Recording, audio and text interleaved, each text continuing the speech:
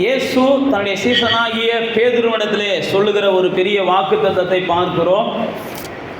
பாதாளத்தின் வாசல்கள் மேற்கொள்வதில்லை அப்படின்னு பேதுருவுக்கு தேவன் ஒரு வாக்குத்தத்தத்தை கொடுக்கிறார். மத்தேயு 16ஆம் அதிகாரத்தில் 18வது வசனத்தில் பாதாளத்தின் வாசல்கள் மேற்கொள்வதில்லை அப்படின்னு அங்கே சொல்லுகிறதை பார்க்கிறோம். தேவ பிள்ளைகளாகிய நானும் நீங்களும் ஒன்றை தெரிந்து கொள்ளணும். இன்றைக்கி இந்த பூமியில் இருக்கிற மனிதர்களை எல்லாம் பாதாளத்தின் வாசல்கள் என்ன செஞ்சிருக்குன்னா மேற்கொண்டு இருக்கிறது. அவர்களெல்லாம் பாதாளத்தினுடைய பிள்ளைகளாக பூமியிலே வாழ்ந்து கொண்டு இருக்கிறார்கள். நரகத்தின் ஆக்கினைக்கு நியமிக்கப்பட்டவர்களாக இருக்கிறார்கள். வேதம் சொல்லுகிறது அவர்களெல்லாம் கெட்டு போனவர்கள். யாரு? இயேசுவை ரட்சகராக ஏற்றுக்கொள்ளாத எல்லாரும் பைபிள் சொல்லுகிறது ஆக்கினை தீர்ப்படைவார்கள். அவங்கெல்லாம் பாதாளத்தினுடைய பிள்ளைகள். ஆனால் இயேசு தன்னுடைய சீசனாகிய பேதுருவிடத்தில் இந்த சத்தியத்தை சொல்றார்.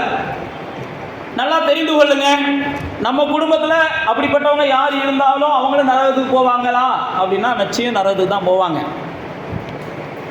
நரகத்துக்கு போனதுக்கப்புறம் அவங்கள காப்பாற்ற முடியுமா அப்படின்னா நிச்சயமாக காப்பாற்ற முடியாது. பூமியில் இருக்கும்போது தான் ஒரு மனுஷனுக்கு பரலோகம் வேணுமா நரகம் வேணுமான்னு தீர்மானிக்கிற உரிமை இருக்கிறது. பூமியில் இருக்கும்போது தான் மனுஷன் நினைச்சா எனக்கு பரலோகம் வேணும் நரகம் வேணும்னு தீர்மானிக்கலாம். பூமியை விட்டுட்டு போயாச்சுன்னா எந்த மனுஷன் நினைச்சாலும் பரலோகத்துக்கு வர முடியாது. அப்படின்றது தான் இயேசு என்ன செஞ்சார்னா ஒரு உதாரணத்தின் மூலமாகவே வெளிப்படுத்தினார். ஒரு ஐஸ்வர்யவான் மரித்து போகிறான், அவன் நரகத்துக்கு போகிறான். ஒரு ஏழை லாசரு மரித்து போகிறான், அவன் பரலோகத்துக்கு போகிறான். வேத புஸ்தகத்தில் போட்டிருக்கு அந்த நரகத்துக்கு போன அந்த ஐஸ்வர்யவான் வேதம் போட்டிருக்கு அவன் பூமியிலே நீ சகல நன்மையை அனுபவிச்ச, ஆனால் உண்மையான நன்மையாகிய இயேசுவை என்ன செஞ்சல அனுபவிக்கல. சகல நன்மையும் அனுபவிச்சாங்க. பூமியில் உங்களுக்கு எல்லாமே கிடைச்சிருக்கலாம், இயேசு கிடைக்கல அப்படின்றதுக்காக ஒரு நாள் நீங்கள் என்ன செய்வீங்க? வருத்தப்படுவீங்க அப்படின்னு சொல்லி இயேசு அந்த ஓமை மூலமாக தன்னுடைய சீசர்களிடத்தில் வெளிப்படுத்துகிறார். நாம் நினைக்கிறோம் நமக்கு எல்லாமே நமக்கு இருக்குது, அவர்களுக்கு எல்லாமே இருக்குது, நம்முடைய பிள்ளைகளுக்கு எல்லாமே இருக்குது, நம்முடைய பேர பிள்ளைகளுக்கு எல்லாமே இருக்குதுன்னு நினைக்கிறோம். அது தப்பு கிடையாது. அந்த பிள்ளைகளுக்கு எல்லாமே இருக்கலாம். நான் மறுபடியும் சொல்லுகிறேன், அவங்களுக்கு இயேசு இல்லை அப்படின்னா அவங்களுக்கு இயேசுவை கொடுக்காததுக்காக நீங்கள் ஒரு நாள் அழுவீங்க. இன்றைக்கி அழுக மாட்டீங்க, ஆனால் ஒரு நாள் என்ன செய்வீங்க? கண்டிப்பாக அழுவீங்க. பாருங்க, ஒரு பிள்ளை நான் படிக்கலை அப்படின்னு சொல்லிட்டு போகும்போது அந்த பிள்ளைய கொஞ்சம் நீங்கள் கடிச்சு பார்ப்பீங்க, அடித்து பார்ப்பீங்க, கிள்ளி பார்ப்பீங்க, கேட்க மாட்டேங்குது, விடு ஏதாவது ஒரு மெக்கானிக் கடையில் சேரட்டும் அப்படின்னு விட்டுருவீங்க. ஆனால் அது அப்போ உங்களுக்கு தெரியாது. ஒரு 20 வருஷம் கழித்து சரி இந்த பிள்ளை அன்றைக்கே நான் படிக்க வச்சுருக்கான் போயிட்டேன், மெக்கானிக் கடைக்கு போய் போதைக்கு அடிமை ஆகிட்டியான், குடிக்கு அடிமை ஆகிட்டியான், தேவையில்லாத பழக்கவழத்துக்கு அடிமை ஆகிட்டான், சீரழிஞ்சிட்டானே, அன்றைக்கே நான் அந்த பையனை அவனும் அப்படி தான் சொல்லுவான், நான் தான் அப்படி இருந்தேன், அன்றைக்கி நீயாவது ஒரு ஹாஸ்டலில் சேர்த்துருக்க கூடாதா, என்னை அடித்து படிக்க வச்சுருக்க கூடாதா அப்படின்னு அன்னைக்கு அழுவான். இதே போல தான் நான் மறுபடியும் சொல்லுகிறேன், ஆண்டவரை நம்முடைய குடும்பத்துக்கும் நம்முடைய பிள்ளைகளுக்கும் நம்முடைய வம்சத்துக்கும் கொடுக்காம எந்த நன்மையை நம்முடைய பிள்ளைகளுக்கு நம்ம சேர்த்து வச்சுருந்தாலும் அதனால் நம்ம ஒரு நாள் என்ன செய்வோம்? அழுவோம். அதனால் தேவ பிள்ளைகளாகிய நாம், தேவனை அறிந்தவர்களாகிய நாம், நம்முடைய பிள்ளைகள் கெட்டு போகாமல் நித்திய ஜீவனை அடையணும், தேவ கோபத்துக்கு ஆளாகாமல் ஆக்கினை அடையாமல் அவங்க நித்திய ஜீவனை தேவனோடு கூட அடைந்து வாழ்ந்திருக்கணும்னு நினச்சா நம்ம நிச்சயமாக நம்முடைய பிள்ளைகளுக்கு என்ன செய்ய வேண்டியிருக்கு? தேவனை கொடுக்க வேண்டிய கட்டாயம் இருக்குது, தேவனை பற்றி சொல்ல வேண்டிய கட்டாயம் இருக்குது. அதனால் அதை யாரும் தவற விட வேண்டாம்.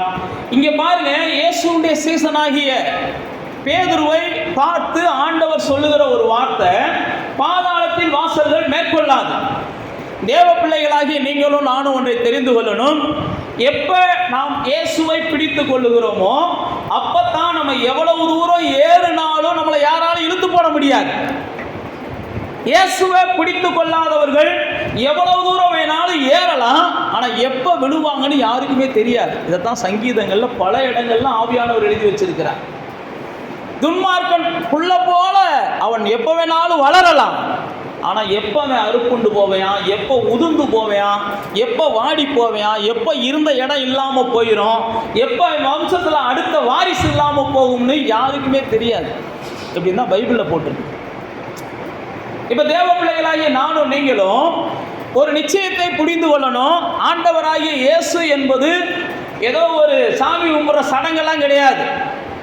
சாமி கும்பிட்ற சடங்குன்னு நினைச்சீங்கன்னா நிச்சயமா அது என்ன செய்யும், உங்க வாழ்க்கையில பயனற்றதா போகும். அதுதான் ஜீவனுக்கான துவக்கம். வாழ்க்கை நல்லா இருக்கணும், வாழ்க்கை மகிழ்ச்சியாக இருக்கணும், வாழ்க்கை செழிப்பாக இருக்கணும், நம்முடைய வாழ்க்கை அர்த்தமுள்ளதாக இருக்கணும் அப்படின்னா இயேசு தான் வழி.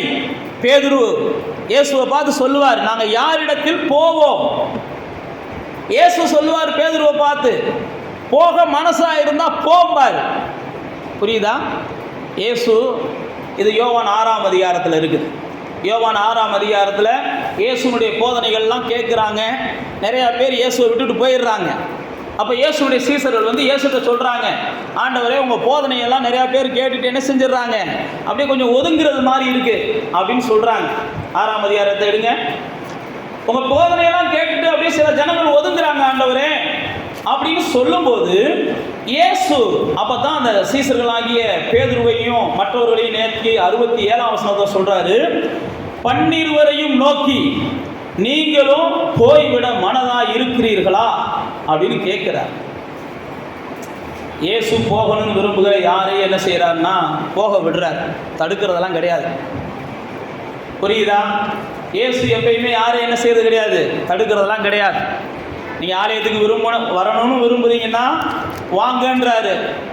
ஆலயத்துக்கு நான் வர்றதுக்கு விருப்பம் இல்லைன்னு சொன்னீங்கனாலும் ஆட்டும் ரைட்டு, உங்கள் இஷ்டம். ஏன்னா தேவன் அவ்வளவு நல்ல தேவன். நீ ஆலயத்துக்கு வரலையா, உன்னை பாரு, நான் என்ன செய்கிறேன், நைட்டே வந்து 10 பேய் அனுப்பி உன்னை கொடுமைப்படுத்துறேன்னு சொன்னார்னா ஆலயத்துக்கு எல்லாரும் அடுத்த வாரம் என்ன செஞ்சிருவீங்க, 10 மணிக்கு ஆராதனைனா 7 மணிக்கே வந்துடுவீங்க. வரலைன்னா 10 பேய் வீட்டுக்கு வந்துடுவேன். அவர் அப்படி நினச்சா செய்யலாம், அவரால் செய்ய முடியாதுன்னா எதுவும் கிடையாது.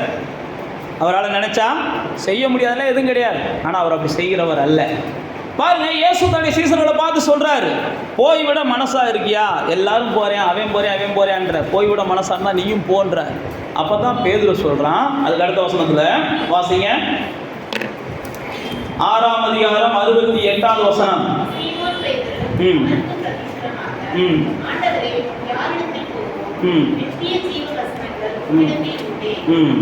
அடுத்த வசனம் சேர்த்து வாசிங்க.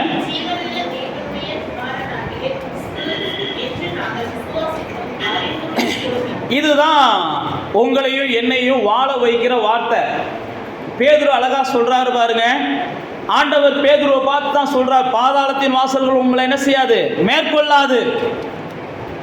இங்கதான் பேதுருவை பார்த்து ஏன் அந்த வார்த்தையை சொன்னார்னா, எங்களுக்கு யாருமே இல்லை உங்களை தவிர இந்த உலகத்துல அப்படின்னு அவன் நம்புறவனை தான் பாதாளத்தின் வாசல்கள் மேற்கொள்ளாது. யாருமே எங்களுக்கு ஆண்டவரை தவிர இல்லை, ஆண்டவர் தான் எங்களுடைய வாழ்வுக்கான சகல வகையான வழியையும் உருவாக்குகிறவர். பேதுரு அப்படிதான் சொல்றான். யார் இடத்தில் போவோம்? அவன் போகலாம், பைத்தியக்காரன். அவன் பார்வைக்கு நம்ம பைத்தியக்காரனா தரலாம். இங்க வேற ஆளைன்னு போறியான், பைத்தியக்கார பையன் சொல்லலாம். ஏசுன்னு போறியா, பைத்தியக்கார பையன் அவங்க சொல்லலாம் நம்மள. ஆனா இங்க பேதுரு சொல்றான் பாருங்க, அவன் போறான் பைத்தியக்காரன், நான் யார்கிட்ட போவேன்? ஏன்னா ஜீவனுள்ள வார்த்தைகள் உங்களிடத்துல தான் இருக்கு. நீங்க தான் கிறிஸ்து என்பதை நாங்க விசுவாசிக்கிறோம். நீங்க தான் தேவனிடத்திலிருந்து வந்தவர், நீங்க தான் எங்களை தேவனிடத்துல சேர்க்கிறவர். நீங்க இல்லாம தேவன் என்கிற ஒரு உலகமே இல்லை. இயேசு இல்லாம தேவன் என்கிற ஒரு உலகமே எந்த மனுஷனுக்கு இல்லை அப்படின்னு தான் இயேசுவே சொல்றார். பேதுரு அதுதான் சொல்றார். அப்ப தேவ பிள்ளைகளாகி நீங்களும் நானும் இயேசு தான் இந்த உலகத்துல எல்லாம். இயேசு இல்லை அப்படின்னா இந்த உலகத்தில் நமக்கு ஒன்றும் இல்லை அப்படின்ற நிச்சயம் நமக்குள்ள வந்தால் தான் இந்த உலகத்தில் நம்மளை எதுவும் ஜெயிக்காது. பாதாளத்தின் வாசல்கள் மேற்கொள்ளாது, நம்மளை ஒன்றுமே மேற்கொள்ளாது. நீங்கள் சங்கீதத்தில் வாட்சி பார்த்தீங்கன்னா சங்கீதக்காரன் சொல்லும்போது சொல்லுவான், 73ஆம் சங்கீதத்தில், பரலோகத்தில் எனக்கு உண்மை தவிர வேற யாரும் இல்லை, இந்த பூலோகத்துலேயும் வேற ஆசை இல்லைம்மா.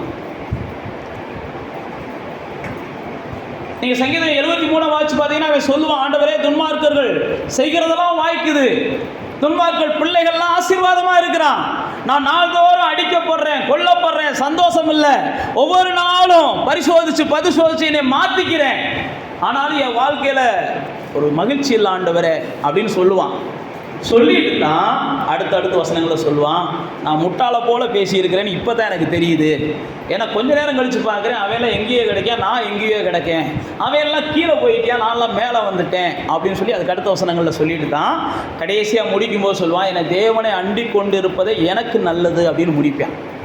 அப்போ தேவ பிள்ளைகளாகிய நீங்களும் நானும் இந்த பேதுருவை போல எங்களுக்கு தேவனை தவிர வேற சகாயம் இல்லை, எங்களுக்கு தேவனை தவிர வேற பலன் இல்லை, எங்களுக்கு இயேசுவை தவிர வேற வழி இல்லை அப்படின்னு நீங்கள் எப்போ நம்ப ஆரம்பிக்கிறீங்களோ அப்போ தான் ஜெயிக்க ஆரம்பிக்கிறீங்க. எனக்கு இங்கிட்டு ஒரு பாதை இருக்குது, எனக்கு இங்கிட்டு ஒரு பாதை இருக்குது, எனக்கு ஒரு அங்கிட்டு ஒரு பாதை இருக்குது, இது அடைஞ்சா அங்கே போக போகிறேன், அது அடைஞ்சா இங்கே போக போகிறேன், நீங்கள் எப்படி நீங்கள் சாய்ஸை வச்சு வாழ்கிறீங்களோ அது வரைக்கும் நீங்கள் உங்கள் வாழ்க்கையில் ஜெயிக்க மாட்டீங்க. எனக்கு ஒரே ஒரு சாய்ஸ் இயேசு தான், இயேசுவை தவிர. இந்த பேதுருவை இந்த வார்த்தையை ஆண்டவர் சொல்லுவதற்கு முன்பாக நீங்கள் மத்தேயு 16ஆம் அதிகாரத்துக்கு வாங்க.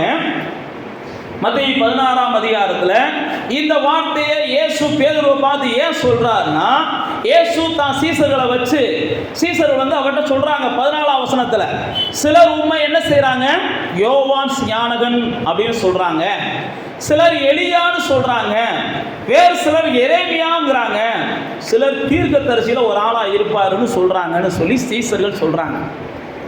புரியுதா? இயேசுவை பற்றிய சரியான அறிவு இல்லைன்னா நம்மளை ஈஸியாக பிசாசு என்ன செஞ்சுட்டு போயிருவான், முழுங்கிட்டு போயிருவான். இயேசுவை புனிதராய் பார்க்குறவங்க இன்னைக்கு இதே பூமியில் இருக்கிறாங்க. இயேசுவை நபியாய் பார்க்குறவங்க இதே பூமியில் இருக்கிறாங்க. இயேசுவை ஒரு பரிசுத்தவானாய் பார்க்குறவங்க இதே பூமியில் இருக்கிறாங்க. இயேசுவை ஒரு மனுஷனாக பார்க்குறவங்க, மகாத்மாவை பார்க்குறவங்க இந்த பூமியில் இருக்கிறாங்க. ஆனால் நீங்களும் நானும் இயேசுவை எப்படி பார்க்குறோம் அப்படின்னு முதல் இயேசு நம்மகிட்ட கேட்குறாரு. அப்படி தான் சீசர்கள் சொல்கிறாங்க, உங்களை இப்படி பார்க்குறாங்க, இப்படி பார்க்குறாங்க, இப்படி பார்க்குறாங்கன்றாங்க. உடனே இயேசு என்ன செய்கிறாரு பாருங்க, வாசிங்க.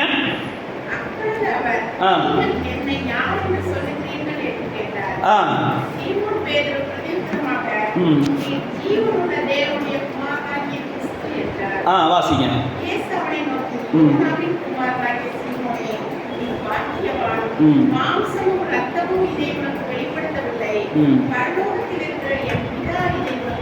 பாருங்க, யார் ஒருவர் ஜீவனுள்ள தேவனுடைய குமாரனாகிய கிறிஸ்து அப்படின்னா இயேசு குமாரனாகிய தேவன் அப்படின்னு விசுவாசிக்கிறாங்களோ அவங்க தான் பாக்கியவான்கள், அவங்க தான் பரலோகத்திலிருந்து தேவனால் தெரிந்து கொள்ளப்பட்டவங்க. இந்த விசுவாசம் இல்லாதவங்க யாருன்னா, நோய்க்காக இயேசுவிடத்துல வந்தவங்க, பேய் பிடிக்கும்னு இயேசுவிட்ட வந்தவங்க, வேலைக்காக இயேசுவிட்ட வந்தவங்க, இல்லை வேற ஏதோ ஒரு நன்மைக்காக இயேசுவிட்ட வந்தவங்க. இயேசுதான் குமாரனாகிய தேவன் அப்படின்ற வெளிப்பாடு யாருக்கு கிடைக்கும் அப்படின்னா, பரலோகத்திலிருந்து தூக்கி எடுக்கப்பட்டவங்களுக்கு தான் அந்த வெளிப்பாடு கிடைக்கும். இதைத்தான் இயேசு சொல்கிறாரு, நீ பாக்கியவான், இந்த வெளிப்பாடு உனக்கு பரலோகத்திலேருந்து கிடைச்சிருக்குது. அதனால தான் இயேசு பார்த்தீங்கன்னா ஒரு முறை சொல்லும்போது சொல்லுவார், ஆண்டவரே பாலகர்களுக்கு இதை வெளிப்படுத்தி இருக்கிறீங்க, கல்விமான்களுக்கு இது புரிய மாட்டேங்குது, ஞானிகளுக்கு இது புரிய மாட்டேங்குது. எது? இயேசு குமாரனாகிய தேவன் அப்படின்றது. இயேசு குமாரனாகிய தேவன்றது ஞானிகளுக்கு தெரியலையா, கல்விமான்களுக்கு தெரியலையா, பாலகர்களுக்கு வெளிப்படுத்தினி அப்படின்னு சொல்லி இயேசு தேவன் என்ன செய்வார்னா மகிமைப்படுத்துகிறதை நாம் பல இடங்களில் பார்க்கலாம். அப்போ தேவ பிள்ளைகளாகி நீங்களும் நானும் இயேசுவை பற்றிய அறிவு இல்லை அப்படின்னா நிச்சயமாக பிசாசினால் நாம் மேற்கொள்ளப்படுவோம். இயேசுவை பற்றிய தெளிவான அறிவுதான் இருக்கணும். இயேசு யாருன்னு கேட்டால் நமக்கு சொல்ல தெரியணும், அவர் தான் குமாரனாகிய தேவன். பிதாவாகிய தேவன், குமாரனாகிய தேவன், பரிசுத்த ஆவியாகிய தேவன். இந்த முப்பெரும் 3 பேரும் ஒன்றாய் இருக்கிறார்கள் அப்படின்னு தான் நமக்கு வேதம் சொல்கிறது. நானும் பிதாவும் ஒன்றாய் இருக்கிறோம் அப்படின்னு இயேசு சொல்லியிருக்கிறார். சிலர் பிதாவின் நாமத்தில் வர்றவங்க வருவாங்க, சிலர் இயேசுவின் நாமத்தில் வருவோம்னு வருவாங்க. நான் மறுபடியும் சொல்லுகிறேன், அவர்களெல்லாம் சாத்தானுடைய தூதர்கள், ஒளியின் வேஷத்தை தரித்தவர்கள். அப்படிப்பட்டவங்களெல்லாம் நாம் என்ன செய்ய முடியாதுன்னா ஏற்றுக்கொள்ள முடியாது. அவங்கெல்லாம் கிறிஸ்தவங்க கிடையாது. கிறிஸ்தவங்க யாருன்னா கிறிஸ்துவின் மூலமாக தேவனிடத்தில் சேருகிறவங்க தான் கிறிஸ்தவங்க. அதனால் அந்த நிச்சயம் நமக்குள்ளே இருக்கணும். இங்கே பாருங்க, இயேசுவாகிய தேவன் அங்கே பேதுருட்ட கேட்குறாரு, எப்போ நீ என்ன யாரு நினைக்கிறேன்னு கேட்குறார். பைபிளில் போட்டிருக்கு, நீங்கள் தான் குமாரனாகிய தேவன். அப்போ தான் இயேசு சொல்கிறாரு, இது பரலோகத்திலேருந்து வந்த உனக்கு வெளிப்பாடு, அதனால் பாதாளத்தின் வாசல்கள் உன்னை என்ன செய்யாது, மேற்கொள்ளாது. பரலோகத்திலிருந்து ஒரு மனுஷனை தேவன் அங்கீகரிச்சிட்டார்னா பாதாளமானது அல்லது சாத்தானானது அல்லது மற்ற உலகத்தின் எந்த ஒரு தீங்கும் அவனை என்ன செய்யாது, சேதப்படுத்தாது. பரலோகத்தின் தேவன் உங்களை என்ன செய்யணும், ஏன் புள்ளன்னு நீங்கள் அவங்களை அங்கீகரிக்கணும். உங்களை ஏன் புள்ளன்னு அங்கீகரிக்கணும்னா நான் தான் சொன்னேன் பாருங்க, இயேசுவை நான் விசுவாசிக்கிறேன் நீங்கள் சொன்னாதான் அவர் உங்களை ஏன் புள்ளன்னு சொல்லுவார். இதைத்தான் யோவான் 1:12 சொல்லுது. அவருடைய நாமத்தின் மேலே விசுவாசம் உள்ளவர்களாய் அவர்களை ஏற்றுக்கொண்டவர்கள் தான் தேவனுடைய பிள்ளைகளாகக்கூடிய அதிகாரம் பெற்றிருக்கிறார்கள். வேறு யாருக்கும் அந்த அதிகாரம் கிடையாது. அப்போ நீங்களும் நானும் தேவனுடைய பிள்ளைகள் ஆனோம் அப்படின்னா பரலோகத்தில் நம்முடைய பேர் எழுதப்படுகிறது. பரலோகத்தில் நம்முடைய பேர் எழுதப்பட்டுருச்சுன்னா இந்த பூலோகத்தில் நாம் வாழ்கிற நாளெல்லாம் பாதாளத்தின் வாசல்கள் நம்மளை என்ன செய்யாது, மேற்கொள்ளவே மேற்கொள்ளாது. சாத்தானுடைய வல்லமைகள் நம்மளை மேற்கொள்ளாது. சத்துருக்கள் நம்மளை மேற்கொள்ள முடியாது. சகோதரர்கள் நம்மளை மேற்கொள்ள முடியாது.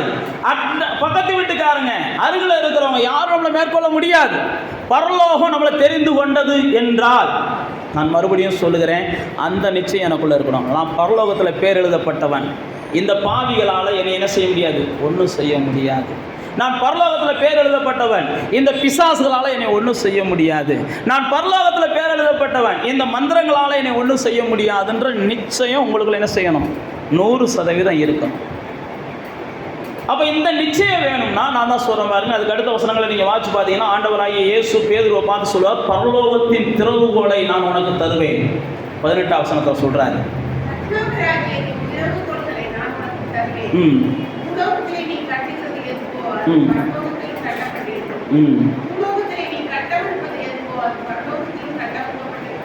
பாருங்க, நீ எவ்வளவு பெரிய பாக்கியவான் அப்படின்னு சொல்றாரு. இயேசுவே குமாரனாகிய தேவன் அப்படின்னு நீ விசுவாசிச்சதுனால உனக்கு பரலோகத்திலிருந்து திறவுகோல் கொடுக்கப்படுகிறது. அந்த பரலோகத்தின் திறவுகோல் நீ நினைச்சா என்ன செய்யலாம், பரலோகத்தில் இருக்கிறதையும் கட்டலாம், பூலோகத்தில் இருக்கிறதையும் என்ன செய்யலாம், கட்டலாம். எதை நீ கட்டுறியோ அல்லது எதை நீ விடுதலையாக்குறியோ, எதை நீ அடைய நினைக்கிறையோ, எதை நீ ஜெயிக்க நினைக்கிறையோ, எதை நீ மேற்கொள்ள நினைக்கிறையோ அதை மேற்கொள்ளக்கூடிய அதிகாரம் உள்ளவங்களாக அல்லது வல்லமை உள்ளவர்களாக நீங்களும் நானும் என்ன செஞ்சிடறோம், மாறிடுறோம். தேவ பிள்ளைகளாகிய நானும் நீங்களும் இயேசுவை அறிகிற அறிவினால் மட்டுமே இந்த உலகத்தின் அசுத்தங்களுக்கு தப்ப முடியும். இயேசுவே அறிகிற அறிவினால் மட்டுமே நானும் நீங்களும் பிசாசுடைய வஞ்சகங்களுக்கு தப்ப முடியும். இயேசுவே அறிகிற அறிவினால் மட்டுமே இந்த உலகத்தில் நாசங்களுக்கும் மோசங்களுக்கும் ஏமாற்றுகிற மனிதர்களுக்கும் அல்லது சாத்தானால் வருகிற வஞ்சகங்களுக்கும் நாம் விலகி ஓட முடியும் அப்படின்னு பைபிள் நமக்கு பல இடங்கள்ல ஆணித்தரமாக சொல்லுகிறது. அதனால தான் இங்கே வேதம் போட்டிருக்கிறது, பரலோகத்திலிருந்து நீ வெளிச்சத்தை பெற்றதுனால பாதாளத்தின் வாசல்கள் உன்னை என்ன செய்யாது, மேற்கொள்ளாது. அப்போ நீங்களும் நானும் ஆண்டவரை குறித்து அறிகிற அறிவிலே நாம் வளர வளர வளரத்தான் நம்முடைய இருளெல்லாம் விலகும், நம்முடைய பயமெல்லாம் விலகும், நம்முடைய எல்லா வகையான சோர்வும் விலகும், நமக்குள்ளே இருக்கிற எல்லா வகையான குழப்பங்களும் மாறும். ஆண்டவரை அறிகிற அறிவு தான் எதையும் நாம் மேற்கொள்ளுகிறவர்களாக நம்ம என்ன செய்து மாற்றுகிறது. எதையும் நம்ம மேற்கொள்ள முடியும், எதையும் நம்ம மேற்கொள்ள முடியும். அதனால தான் பேதுரு என்ன செஞ்சான், ஆண்டவரை அறிஞ்சிருந்ததுனால அவன் சொல்றான், நீரே இயேசுவானால் அல்லது நீரே நாங்கள் வழிபடுகிற தேவனானால் அல்லது நீரே எங்களுடைய சர்வ வல்ல தெய்வமானால் நானும் இந்த கடல் மேலே நடந்து வர்றதுக்கு நீங்கள் என்ன செய்யுங்க, எனக்கு அதிகாரத்தை கொடுங்கன்றான். இயேசு உடனே என்ன செய்கிறாரு, நான் தான் அவர், நீ நடந்து வான்றாரு. பைபிளில் போட்டிருக்கு, அவன் நடந்து வந்தான். அப்போ நீங்களும் நானும் இயேசுவை விசுவாசிக்கும் போது இப்படிலாம் சொல்லி கிளைம் பண்ணலாம்னா உரிமையாக கேட்கலாம், ஆண்டவரே நீ தான் சர்வ வல்லமையுள்ள தேவனாச்சே, இதை மாற்றி கொடுங்கப்பா. என்னப்பா எப்பா நீங்களா, உங்களால் கூடாத காரியம் ஒன்றும் இல்லையே, இவன் ஓயாமல் திமிர் பண்ணிக்கிட்டே இருக்கான், உள்ளத்தை கொஞ்சம் என்ன செய்ய திருக்கி விடுங்கன்னு அவர் திருக்கி விட்டுற போகிற. நான் மறுபடியும் சொல்லுகிறேன், நீங்கள் விசுவாசத்தோடு மழையை பார்த்து பெயர்ந்து போனால் என்ன செய்யுமா, பெயர்ந்து போகும். இது மாறட்டும்னு சொல்லி நீங்கள் விசுவாசத்தோடு ஜெபம் பண்ணி பாருங்கள், அது மாறும். இது கிடைக்கட்டும்னு சொல்லி விசுவாசத்தோடு ஜெபம் பண்ணி பாருங்கள், அது கிடைக்கும். ஏனென்றால் வேதம் சொல்கிறது, நீங்கள் அந்த அறிவை பெற்றதுனால இந்த உலகத்தில் என்ன செய்கிறீங்க, ஒரு ஜெயம் உள்ளவங்களாக இருக்கிறீங்க. உங்களை ஒன்றும் மேற்கொள்ள முடியாது. நீங்கள் எரேமியா தீர்க்கதரிசன புஸ்தகத்தை எடுத்துக்கொள்ளுங்க. எரேமியா என்கிற ஒரு பரிசுத்தமான ஆவியானவர் நமக்கு எழுதி வச்சிருக்கிறார். பழைய ஏற்பாட்டுக்கு வாங்க. எரேமியா என்கிற ஒரு பரிசுத்தவானை குறித்து ஆவியானவர் எழுதி வைத்திருக்கிறார். 1ஆம் அதிகாரத்தில் அவனை பார்த்து ஆண்டவர் சொல்கிறார், தாயின் கற்பத்தில் நீ இருக்கும் போதே 873வது பக்கம். பழைய ஏற்பாட்டில் 873வது பக்கம். தாயின் கற்பத்தில் நீ இருக்கும் போதே, வயிற்றுல இருக்கும் போதே நான் உன்னைய என்ன செஞ்சிட்டேன், பரிசுத்தம் பண்ணிட்டேன், உன்னைய நான் வேணும்னு எடுத்துக்கிட்டேன்னு சொல்லி 5ஆம் வசனத்தில் சொல்லுகிறார். 1ஆம் அதிகாரம் 5ஆம் வசனத்தில் பாருங்க, தாயின் வயிற்றுல உருவாகிறதுக்கு முன்னமே, நான் மறுபடியும் சொல்லுகிறேன், இது எரேமியாவுக்கு சொல்லப்பட்டது மட்டுமல்ல, இயேசுவை நம்பும்படி இங்கே உட்கார்ந்துருக்கிற உங்க எல்லாத்துக்கும் இது சொல்லப்படுகிற வார்த்தை. இயேசுவை நீங்கள் சாதாரணமாலாம் இங்கே நம்பி வரலை. இயேசு ஏதோ உங்களுக்கு அந்த அதிசயத்தை செஞ்சார்னா நீங்கள் நம்பி வரலை, அல்லது இயேசு ஏதோ இதை செஞ்சார் நீங்கள் நம்பி வரலை. நான் மறுபடியும் சொல்கிறேன், பரலோகம் தாயின் கற்பத்தில் நீங்கள் இருக்கும்போதே உங்களுக்கு வேணும்னு தொட்டதுனால இன்றைக்கி என்ன செஞ்சுருக்கிறீங்க, ஏதோ ஒரு சூழ்நிலையில் இங்கே வந்து உட்கார்ந்துருக்கிறீங்க. இங்கே பாருங்கள், இந்த எரேமியாவை ஆண்டவர் அப்படி தான் சொல்லிட்டு எரேமியாவை ஆண்டவர் ஊழியத்துக்கு கூப்பிடுறார். கூப்பிடும்போது ஆண்டவர் எரேமியாவை பார்த்து சொல்லுகிற ஒரு வார்த்தை தான் அந்த 19ஆம் வசனத்தில் போட்டிருக்கு. அவர்கள் உனக்கு விரோதமாக யுத்தம் பண்ணுவார்கள், ஆனாலும் உன்னை என்ன செய்ய மாட்டாங்க, மேற்கொள்ள மாட்டாங்க. உன்னை ரட்சிக்கும்படிக்கு நான் என்ன செய்கிறேன், உன் கூடவே இருக்கிறேன். அப்போ பாருங்க, தேவனால் பிரித்தெடுக்கப்பட்டவர்கள், தேவனுடைய வெளிச்சத்தை பெற்றவர்கள், தேவனை வழிபடுகிறவர்கள், இவர்களுக்கு விரோதமாக ஒரு கூட்டம் எப்பயுமே போராடிக்கிட்டு இருக்கும். இவர்களுக்கு விரோதமாக ஏதாவது ஒரு கூட்டம் யுத்தம் பண்ணிக்கிட்டே இருக்கும். இவர்களை ஏதாவது ஒரு வகையில் மனமடிவாக்குவதற்கும், அல்லது இவர்களை ஏதாவது ஒரு வகையில் துக்கப்படுத்துவதற்கும், இவர்களுக்கு ஏதாவது ஒரு சங்கடத்தை கொடுக்கணும் அப்படின்னு சொல்லி ஒரு கூட்டம் போராடிக்கிட்டே இருக்கும். அதைத்தான் எரேமியா புஸ்தகத்தில் நம்ம வாசிக்கிறோம். அப்போ தான் எரேமியாவில் ஆண்டவர் அவனை பார்த்து சொல்கிறாரு, உனக்கு விரோதமாக என்ன வேணாலும் அவங்க செய்யட்டும், ஆனால் ஒருத்தர் உன்னை மேற்கொள்ள மாட்டேன்றதை மட்டும் நீ என்ன செய்ய, நம்பு. அப்போ நீங்களும் நானும் பாருங்கள், தேவனை அறிந்திருக்கிறோம், நமக்குள்ள ஒரு நிச்சயம் இருக்கணும். எனக்கு விரோதமாக யுத்தமே எழும்பினாலும் அப்படின்னு சங்கீதக்காரன் 27 சொல்லுவான். எனக்கு விரோதமாக யுத்தமே எழும்பினாலும், எனக்கு விரோதமாக பாளையங்கள் இறங்கினாலும், எனக்கு விரோதமாக மனிதர்கள் கூடினாலும், ஆண்டவர் மோசே மூலமாக சொல்வார், உனக்கு விரோதமாக கூடுகிற கூட்டம் என்ன செய்யும், 7 வழியாக சிதறடிக்கப்படும் அப்படிம்பார். இதெல்லாம் நாம் என்ன செய்யணும், நம்பி சொல்லணும். எப்படி சொல்லணும், எனக்கு விரோதமாக கூடுகிற கூட்டம் சிதறி போகும். நீங்கள் சொல்லணும், ஐயோ கூட்டிட்டியான்னீங்கன்னா அவன் ஜெயிச்சுக்கிறியா, நீங்கள் தோத்துக்கிடுவீங்க. எனக்கு விரோதமாக பேசுறியான், என்னை காயப்படுத்துறியான், எல்லோரும் போராடுறியான்னு இப்படியே நீங்கள் புலம்புனீங்கன்னா, மறுபடியும் சொல்லுகிறேன், பாவிகள் ஜெயிப்பதும் உங்களை மாதிரி பரிசுத்தவான்கள் தோற்பதும் நடக்கும். அதுக்கு பதிலாக நீங்கள் என்ன செய்யணும், ஆண்டவரே எனக்கு விரோதமாக கூடுற கூட்டம் அது 7 வழியாக சிதறும்னு சொன்னீங்கல்ல, அதை சிதற வைங்க, நான் பார்க்க விரும்புகிறேன். ஆண்டவரே எனக்கு விரோதமாக கூடுற கூட்டம் அது சிதறணும் அப்படின்னு நீங்கள் ஸ்டோவ் பண்ணிட்டு நின்று பாருங்கள். கூடுனவங்க சிதறுவாங்க. பைபிளில் போட்டிருக்கு, ஏசாயா சொல்கிறாரு, அவங்கள தேடுனா கூட என்ன செய்ய மாட்டேன், காண மாட்டேன்ற. உன்னோடு போராடினவங்கள நீ தேடுனா கூட என்ன செய்ய மாட்டேன், காண மாட்டேன். அதுதான் நான் உங்களுக்கு மறுபடியும் சொல்லுகிறேன், உங்கள் கையில் தான் உங்கள் வாழ்க்கையை ஆண்டவர் கொடுத்துருக்கிறார். நீங்கள் ஆலயத்துக்கு வரனாலும் வரலாம், வராமல் இருக்கனாலும் இருக்கலாம். நீங்கள் ஆண்டவருடைய பிள்ளையாக வாழனாலும் வாழலாம், வாழாமல் இருக்கனாலும் இருக்கலாம். நீங்கள் ஆண்டவருக்காக கொடுக்கனாலும் கொடுக்கலாம், கொடுக்காமல் இருக்கனாலும் இருக்கலாம். ஆண்டவர் உங்கள் வாழ்க்கையில் அவர் என்ன செய்கிறாரு, உங்களுக்கு உரிமையை கொடுத்துருக்கிறார்.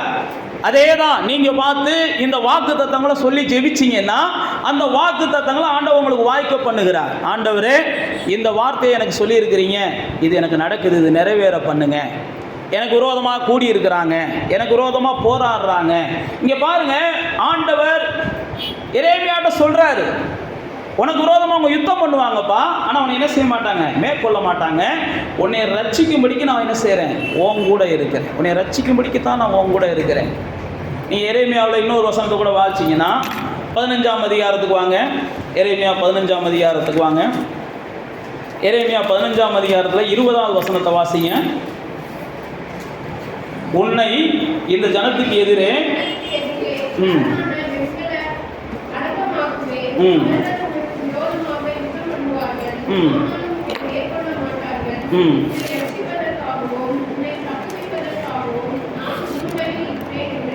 பாருங்க, இதே வார்த்தையை தான் ஆண்டவர் எரேமியாட்ட பல இடங்கள்ல சொல்லுவார்.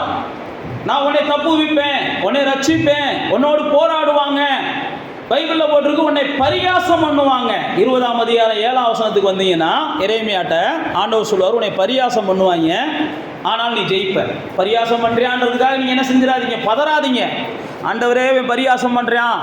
20ஆம் அதிகாரத்தில் 7ஆம் வசனத்தில் போட்டிருக்கிறாரு, உன்னை பரியாசம் பண்ணுவாங்க, ஆனாலும் உன்னைய அவங்களால மேற்கொள்ள முடியாது. உன்னை பார்த்து சிரிக்கிறாங்க அப்படின்றதுக்காக நீ என்ன செஞ்சிடாத, மேற்கொண்டுருவாங்கன்னு நினைக்காத அப்படின்னு சொல்லி அங்கே சொல்லுகிறதை பார்க்கிறோம். அது மாத்திரமல்ல, இதே 20ஆம் அதிகாரத்துக்கு நீங்கள் வந்தீங்கன்னா அவரை குறித்து அந்த 10ஆம் வசனத்தில் ஆண்டவர் சொல்றாரு, எரேமியா சொல்றாரு, அவர்கள் சொல்லுகிற அவதூறை கேட்டேன், பயம் சூழ்ந்திருக்கிறது. அப்பொழுது அது கீழே நீங்க வாசிச்சு பார்த்தீங்கன்னா, அவர்களை என்னோட சமாதானமாய் இருக்க அனைவரும் என்ன செய்யறாங்க, நான் தவறு விடும்படி காத்திருக்கிறாங்க. சமாதானமாய் இருந்தவங்க கூட நான் தவறு விழும்படிக்கு காத்திருக்கிறாங்க. ஒருவேளை இணங்குவான், அவனை நம்ம மேற்கொண்டலாம், நம்முடைய குரோதத்தை தீர்த்து கொள்ளலாம் அப்படின்னு சொல்றாங்க. இங்க பாருங்க, எப்படா சிக்குவேன், நம்ம இவனுக்கு செய்ய வேண்டியதெல்லாம் செய்யலாம்னு சொல்லி காத்திருக்கிறாங்க. அதே தான் 11ஆம் வசனத்தில் சொல்றாரு, கர்த்தரோ பராக்கிரமசாலியாக என்னோட இருக்கிறார், ஆகையால் என்னை துன்பப்படுத்துகிறவர்கள் மேற்கொள்ளாம அவங்க என்ன செய்வாங்க, இடருவாங்க, தங்கள் காரியம் வாய்க்காதபடியினால் மிகவும் வெட்கப்படுவாங்க.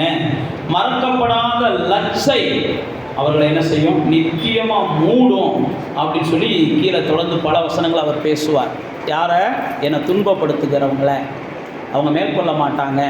அப்போ தேவ பிள்ளைகளாகிய நானும் நீங்களும் பரலோகத்தினால் பிரித்தெடுக்கப்பட்டவர்கள். நமக்கு நிச்சயம் பாடுகள் உண்டு, நிச்சயம் நமக்கு போராட்டங்கள் உண்டு, நிச்சயம் நமக்கு பிரச்சனைகள் உண்டு, நிச்சயம் நமக்கோடு கூட யுத்தம் பண்ணுவதற்கு இவங்கெல்லாம் பரிசுத்தவான்கள், நம்ம ஒதுக்கிடுவோம்ப்பா, இவங்கெல்லாம் நல்லவங்க, வேண்டாம்ப்பா அப்படின்லாம் இன்றைக்கி உலகம் நினைக்கும் அப்படின்னு நீங்கள் நம்பாதீங்க. நல்லவங்களாக இருந்தால் தான் இன்னும் கூட அதிகமாக என்ன செய்வாங்க, துன்பப்படுத்துவாங்க. ஏனென்றால் பைபிளில் போட்டிருக்கு, பக்தியாய் நடக்க விரும்புகிற யாவரும் என்ன செய்வாங்க, துன்பப்படுவார்கள் இப்படின்னே பைபிளில் போட்டிருக்கு. பக்தியாய் நடக்க விரும்புகிற யாவரும் துன்பப்படுவார்கள். சங்கீதக்காரன் சொல்றான், நீதிமானுக்கு வருகிற துன்பங்கள் அநேகமாக இருக்கும், அவை எல்லாவற்றிலிருந்து யார் தான் விடுதலையாக்குவா, கர்த்தர் தான் விடுதலையாக்குவார். துன்பம் வராதெல்லாம் கிடையாது, பாடு வராதெல்லாம் கிடையாது, பிரச்சனை வராதெல்லாம் கிடையாது. ஆனால் வருகிற ஒன்று என்னை பாதிக்காதுன்றதை முதல் நான் நம்பணும், நீங்கள் நம்பணும். வரும், ஆனால் என்னை சேதப்படுத்தாது, வரும், என்னை பாதிக்காது. போராடுவாங்க, ஆனால் மேற்கொள்ள மாட்டாங்க. பிரச்சனை பண்ணுவாங்க, ஆனால் ஜெயிக்க மாட்டாங்க. என்னை பார்த்து சிரிப்பாங்க, ஆனால் அவங்க வெட்கப்படுவாங்க. அதுதான் எரேமியா சொல்கிறார், பரியாசம் பண்ணவே என்ன செய்வான், வெட்கப்படுவான்.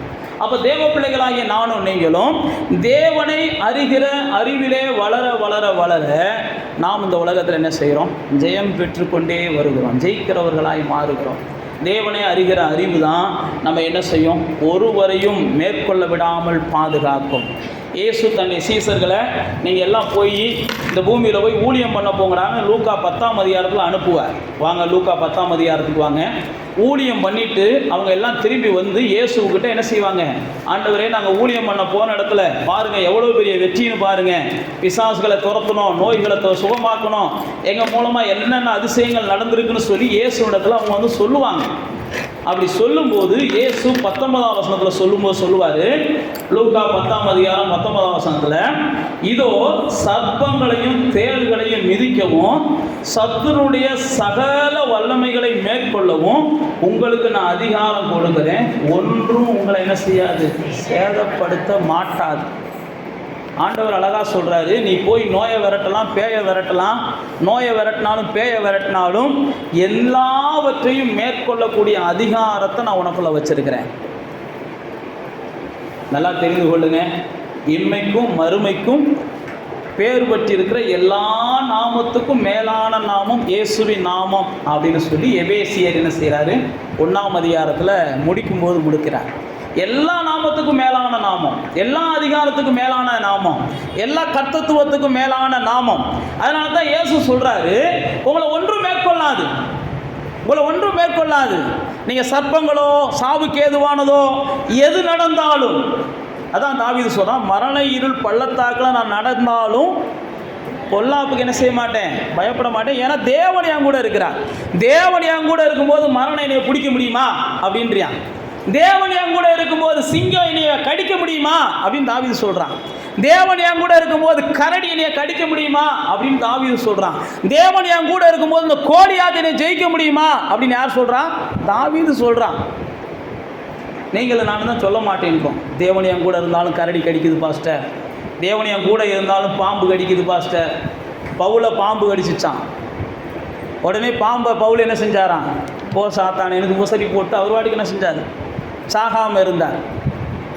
நாம் கொசு கடித்தாலே நீங்கள் செத்து போவோம்னு அரசாங்கம் நமக்கு சொல்லுது. நான் நம்புகிறோமோ நம்பலையோ அரசாங்கம் நமக்கு என்ன செய்யுது? வீட்டுக்கெல்லாம் வருவாங்க, நல்ல தண்ணியில் கொசு இருக்கான்னு பாருங்கள், அந்த கொசு தான் அவங்கள கொல்லக்கூடிய கொசு உண்டு. அது தப்பு கிடையாது, அதெல்லாம் நீங்கள் விழிப்பாக இருக்கணும். அதுக்காக நீங்கள் என்ன செய்யாதீங்க? கொசுவை வளர்க்குற பண்ணைகளை உருவாக்காதீங்க. நாம் சொல்ல வருகிற கருத்து வேறு. தேவ பிள்ளைகளாகிய நாம் பயப்படக்கூடாது. பாம்பே கடிக்கக்கூடிய சூழ்நிலைகள் நமக்கு வரலாம். பாம்பை போய் எடுத்து நீ கடின்லாம் சொல்லக்கூடாது. பாம்பு கடிச்சா எனக்கு ஒன்றும் ஆகாதுன்னு சொல்லி உடனே என்ன செய்யக்கூடாது? பாம்பை கையிலாம் பிடிக்கக்கூடாது. இதெல்லாம் பரீட்சை பார்ப்பதுக்கு சமம். சாத்தான் சில நேரத்தில் எப்படிலாம் ஆலோசனை கொடுப்பான். உடனே தான் பாம்பு கடிக்காதுன்னு பாஸ் நீ தானே சொன்னார், அந்த பாம்பை பிடிச்சிப்பாரு அப்படின்ட்டு. வேறு நாளைக்கு ஊரெல்லாம் சொல்லுவாங்க, அந்த பாஸ்ட் சொல்லி பாம்பை பிடிச்சி என்ன செஞ்சிருச்சு? செத்து போச்சுப்பா, இனிமேல் பாஸ்ட் எவனும் உள்ளே வரா விடாதீங்கடான்ருவாங்க. இப்படியெல்லாம் நடந்திருக்கு சில இடங்களில். காதில் அறகுறையாக வாங்குறது, தூங்கிட்டே கேட்குறது, அதுக்கப்புறம் போய் என்ன செய்கிறது? வீரத்தை காமிச்சிட்டு கடைசியில் விசுவாசத்தை விட்டு ஓடி போயிடுறது. இங்கே பாருங்கள், பாம்பு பவுலை அவர் வாட்டுக்கு விறகு பறக்க போகிறப்ப கடிக்குது. சில நேரத்தில் புள்ள இருக்க போகும்போது கடிக்கும். அப்போ நீங்கள் வாட்டுக்கு என்ன செஞ்சிடணும்? கடிச்சிருச்சேன்னு யோசிக்காமல் இயேசுவின் நாமத்தில் போய் ட்ரீட்மெண்ட் எடுக்கிறது தப்பு கிடையாது. நான் ட்ரீட்மெண்ட் எடுக்க மாட்டேன்லாம் என்ன செய்யாதீங்க. அரைக்குறை மனசா ட்ரீட்மெண்ட் எடுக்க வேண்டாமா, எடுக்கவா? 2 மனசா சில நேரத்தில் இருக்கும். ஐயோ ட்ரீட்மெண்ட் எடுக்காதனால கை வீங்குற மாதிரி இருக்கேன்னா இப்படியே சந்தேகத்தில் செத்து போயிடுவீங்க. அதுக்கு பேசாமல் என்ன செஞ்சுருங்க? கண்ணை மூடிக்கிட்டு போய் ஆஸ்பத்திரியில் போய் கடிச்சிருச்சுன்னு நில்லுங்க, பயப்படாமல் நில்லுங்க. இப்போ பாருங்க, இங்கே வேதம் நமக்கு சொல்லுகிறது, சாவுக்கு ஏதுவானது எதுவும் உங்களை தீட்டுப்படுத்தாது. அல்லது சர்ப்பத்தை எடுத்தாலும் தாவீது அதுதான் சொல்கிறான். கரடி வந்துச்சு கொன்னேன், மரண இருள் பள்ளத்தாக்கில் நடந்தேன், எங்கள் மாமனார் எத்தனையோ முறை என்னை ஈட்டி எடுத்து குத்த பார்த்தான், ஒரு முறை கூட ஈட்டி என் மேலே விழுகலை. பக்கத்தில் என் முன்னாடி எத்தனையோ முறை ஈட்டி விழுந்துச்சு, ஆனால் என் மேலே ஒரு முறை கூட என்ன செய்யலை? விழுகலை. சில நேரத்தில் அப்படிலாம் நடக்கும். எத்தனையோ முறை உங்களுடைய சத்துருக்கள் உங்கள் மேலே என்ன செய்வாங்க? எனத்தையாவது செஞ்சு சாதிச்சிடலாம்னு நினைப்பாங்க. ஆனால் ஒரு முறை கூட கர்த்தர் என்ன செய்ய மாட்டார்? அப்படிலாம் நடக்க விட மாட்டார். அதை நீங்கள் நம்பணும். நான் மறுபடியும் சொல்லுகிறேன், கர்த்தர் பக்கத்தில் ஒன்றுமே கிடையாது. நீங்கள் என்னென்னலாம் நம்புறீங்களோ அதெல்லாம் நடக்கட்டும், ஆமேன் அப்படின்னு சொல்ல போகிறார். அவ்வளோதான். நீ விசுவாசிக்கிறாயா? உன் விசுவாசத்தின்படி ஆகட்டும். நீ கேட்குறாயா? கேட்கறது கிடைக்கட்டும். இப்படி தான் ஆண்டவர் சொல்ல போகிறார். நான் இப்போ தேவ பிள்ளைகளாகிய நீங்களும் நானும் இந்த தாவீதுடைய வாழ்க்கையில் அதான் பார்க்குறோம். அவன் சொல்கிறான், அவன்கிட்ட ஆயுதம் இருக்கலாம், அவன்கிட்ட என்ன செய்யலாம்? கேடையே இருக்கலாம், அவன்கிட்ட வீரம் இருக்கலாம், அவன்கிட்ட பலம் இருக்கலாம், அவன்கிட்ட சேடை இருக்கலாம், ஆனால் என்கிட்ட இயேசு இருக்கிறா, என்னால் ஜெயிக்க முடியும் அப்படின்னு நம்பினான். கர்த்தருடைய நாமத்தினால நான் போகிறேன். அப்போ நீங்களும் நானும் அப்படி தான் சொல்லணும். நம்மளோட போராடுறவங்க யாராவது இருக்கட்டும், நம்மளோட யுத்தம் பண்ணுறவங்க யாராவது இருக்கட்டும், வேதத்தில் போட்டிருக்கு, நமக்கு முன்பாக ஒருவனும் எதிர்த்து நிற்க மாட்டான்ற வாக்குத்தத்தத்தை ஆண்டவர் நம்ம கொடுத்துருக்கிறார். யோசுவாவை பார்த்து சொல்கிறாரு, உயிரோடு இருக்கிற நாளெல்லாம் உனக்கு முன்னாடி ஒருவன் என்ன செய்ய மாட்டான்? எதிர்த்து நிற்க மாட்டான். யோசுவா 1:5 வாசிச்சு பார்த்தீங்கன்னா, உயிரோடு இருக்கிற நாளெல்லாம் உனக்கு முன்னாடி ஒருவன் எதிர்த்து நிற்க மாட்டான். அப்படி ஒருத்தன் எதிர்த்து நின்னா கண்டிப்பாக அவன் தோற்று போவேன். இதை நீங்கள் பார்த்தீங்கன்னா புதிய ஏற்பாட்டில் ஸ்தேவான் நீங்கள் வாசிச்சு பார்த்தீங்கன்னா அப்போஸ்தலர் 6ஆம் அதிகாரத்தில் ஸ்தேவானோடு கூட எதிர்த்து நின்று போராடுவாங்க. ஞானிகள் போராடுவாங்க, அறிஞர்கள் போராடுவாங்க, மேதைகள் போராடுவாங்க. என்ன போராடுவாங்க? இயேசு தெய்வம் இல்லைன்றதை ஸ்தேவான் வாயால் சொல்ல வைக்கணும். அதுதான் அவங்க போராட்டம். சில நேரத்தில் அப்படியெல்லாம் நம்மகிட்ட போராடுவாங்க. போராடுறவங்களாம் படித்தவங்களாக இருப்பாங்க, போராடுறவங்களாம் பெரியவங்களாக இருப்பாங்க, போராடுறவங்களாம் அந்த புஸ்தகத்துலேருந்து இந்த புஸ்தகத்துலேருந்து நிறைய உதாரணங்கள் எடுத்து காட்டுவாங்க. ஆனால் நீங்களும் நானும் நீ என்ன சொன்னாலும் இயேசு தான் தெய்வம், இயேசு தான் தெய்வம்னு கிறுக்கு மாதிரி சொன்னோம்னாலே அடுத்த நிமிஷமே அவன் என்ன செஞ்சிருவான்? சாமி அப்படின்னு ஓடி போயிடுவான். இப்படி தான் ஸ்தேவானே அவனால் ஜெயிக்க முடியலைன்னு பைபிளில் போட்டு. நீங்கள் யாரையும் எதிர்க்கக்கூடாது, ஆண்டவர் அப்படி தான் சொல்லி கொடுத்துருக்கிறார். தீமையோடு ஒருபோது என்ன செய்யாத? எதிர்த்து நிற்காத. ஒரு கண்டத்தில் ஒருத்தர் அடிச்சியானா திரும்ப அடிக்காத. இப்படி தான் ஆண்டவர் சொல்லி கொடுத்துருக்கிறார். நானும் நீங்களும் யாரோட எதிர்த்து நிற்க கூடாது. ஆனா நம்ம கூட யார் வேணாலும் என்ன செய்யலாம், எதிர்த்து நிற்கலாம். ஆனா நீங்களும் நானும் ஒரு நிச்சயம் ஏற்படும், என் கூட யார் எதிர்த்து நின்னாலும் அவங்க தோத்து போவாங்க. பாருங்க, மோசேயுடைய பயணத்துல சீகோன் என்கிற ராஜா எதிர்த்து வர்றான். சீகோன் என்கிற ராஜா எதிர்த்து வந்த உடனே பைபிளில் போட்டிருக்கு, ஆண்டவர்கிட்ட போய் கேட்குறாங்க. ஆண்டவர் சொல்கிறாங்க, அவன் எதிர்த்து வரான்ல, அவன் தேசத்தை நான் உனக்கு சொந்தமாக தரேன், நீ யுத்தம் பண்ணு. அடுத்து பார்த்தீங்கன்னா ஓகே என்கிற ராஜா வர்றான். அவனே ஆண்டவர் அவர் தான் சொல்கிறான், அவன் எதிர்த்து வரான்ல, எதிர்த்து வரவன் தேசம் உனக்கு தாண்டான்றாரு. அப்போ என்னன்னா, எவன்லாம் நம்ம எதிர்க்கிறானோ அவன் எல்லாம் அவன்கிட்ட இருக்கிறத நம்மகிட்ட கொடுத்துட்டு போக போகிறான்னு நீங்கள் முதல் என்ன செய்யணும், நீங்கள் நம்பணும். எதுக்கிறவன் என்ன செய்ய போறியான், அவன் பிள்ளைய என் வீட்டில் கஞ்சி குடிக்க வைக்க போறியான். எதுக்கிறவன் ஏதோ ஒரு சூழ்நிலையில் அவன் கட்டிக்கிறதுக்கு துணி என்னைய கேட்டு ஒரு நாள் வாங்குறதுக்கு வர போறியான். இதை ஆண்டவர் செய்ய போறார். இன்னைக்கு நீ இழிவாக பேசட்டும். நான் மறுபடியும் சொல்லுகிறேன், தேவ பிள்ளைகள் நம்ம யாரும் எதுக்கக்கூடாது. பைபிளில் போட்டிருக்கு, நீங்கள் எதுக்க வேண்டியதெல்லாம் பாவம் செய்யாமல் நான் வாழணுமேனு எதிர்த்து வாழணுமா. எபிரேயர் 12ஆம் அதிகாரத்தில் போட்டிருக்கிறாரு, ரத்தம் சிந்தக்கூடிய சூழ்நிலை வந்தாலும் நான் என்ன செய்ய மாட்டேன், பாவம் செய்ய மாட்டேன். ரோமரில் சொல்லும்போது சொல்றாரு, தேவ பிள்ளைகளாகிய உங்களை பாவம் மேற்கொள்ளாது 6ஆம் அதிகாரத்தில் சொல்றாரு. நாம போராட வேண்டியதெல்லாம் எதுக்கு தான் போராடணும், இப்படிப்பட்ட எண்ணத்துக்கு தான் போராடணும். நாம் இவங்களோட அவங்களோடலாம் போராடக்கூடாது. அவங்களையெல்லாம் கர்த்தர் பார்த்துக்கட்டும்னு விட்டுட்டிங்கன்னா கர்த்தர் தானாகவே அவர்களுடைய ரதங்களுடைய உருளைகள் கலந்து போக பண்ணுவார். யாருக்கு கலந்து போச்சு, பார்வோனுக்கு. பார்வோன் இஸ்ரவேல் ஜனங்களை விரட்டி வர்றான். பைபிளில் போட்டிருக்கு, அவன் விரட்டி வந்த வண்டியோட சக்கரத்தை கலண்டு ஓட பண்ணாரான் கர்த்தர். கலண்டு ஓடிச்சான், ஓட்டிட்டு வந்த வண்டியோட சக்கரம். அதுக்கப்புறம் பார்த்தா கடலுக்குள்ள அவன் செத்து மிதந்தான். இதெல்லாம் வேதத்தில் போட்டிருக்கு. உங்களை விரட்டி வர்றவன் எப்போ மிரண்டு ஓடுவான்லாம் உங்களுக்கு தெரியாது. ஆனால் உங்களுக்குள்ள என்ன செய்யணும், என் கர்த்தர் ஏதோ ஒரு அதிசயத்தை செய்வார் ஆண்டவரே அப்படின்னு அவர் முகத்தை பாருங்கள், இவங்களை பார்க்காதீங்க. ஆசா சொல்லுவான் பாருங்க, ஆண்டவரே இந்த மனிதர்கள் மேற்கொள்ள விடாதீங்கப்பா, பலமுள்ளவனுக்காகும் பலனற்றவனுக்காகும் உதவி செய்வது உமக்கு லேசான காரியம், இவங்களை மேற்கொள்ள விடாதீங்க, நீங்க பார்த்துக்கோங்க. இவன் பாருங்க இத்தனை பேரோட வந்துட்டோம், நான் மேற்கொள்வோம்னு நினைக்கிறேன். நான் இயேசு என்கிற நாமத்தினால என்ன செய்வேன், மேற்கொள்ளுவேன். நான் மறுபடியும் சொல்லுகிறேன், ஆண்டவர் சொல்லுகிற வார்த்தை, உங்களை பாதாளத்தின் வாசல்கள் மேற்கொள்ளாது. அது மேற்கொள்ளாமல் இருக்கணும்னா தேவனை அறிகிற அறிவிலே வளரணும். இன்னொரு 2 காரியத்தை நான் சொல்லிட்டு உங்களுக்கு முடிக்கிறேன்.